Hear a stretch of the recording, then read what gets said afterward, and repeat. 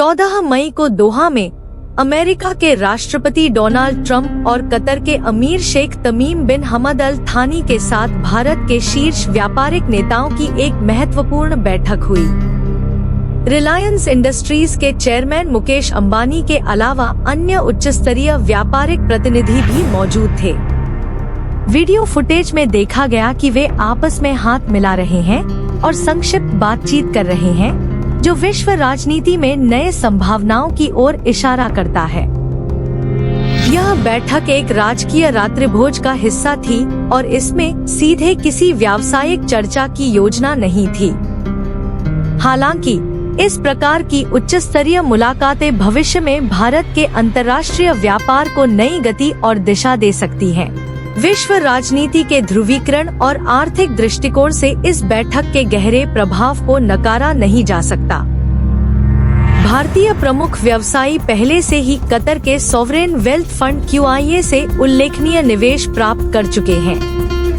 मुकेश अंबानी ने गूगल और मेटा जैसी अमेरिकी टेक्नोलॉजी दिग्गज कंपनियों के साथ साझेदारी बनाए रखी है, जिससे भारत की तकनीकी उद्योग को अंतर्राष्ट्रीय स्तर पर मजबूती मिली है।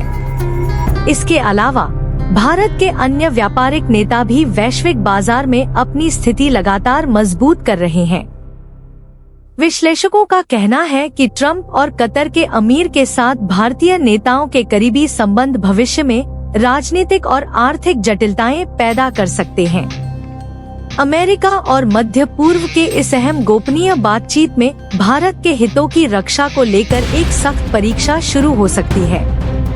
इसके चलते भारतीय व्यापार और वाणिज्य पर भी बड़ा असर पड़ने की आशंका है।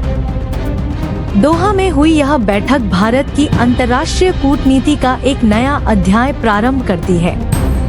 हालांकि वैश्विक व्यापार और राजनीतिक दबावों के बीच भारत की स्थिति कितनी मजबूत बनी रहेगी, यह एक सवाल बना हुआ है।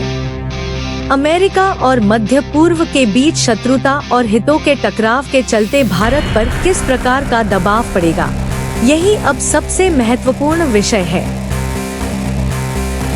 सरखेल न्यूज को सब्सक्राइब करें और बेल बटन दबाएं।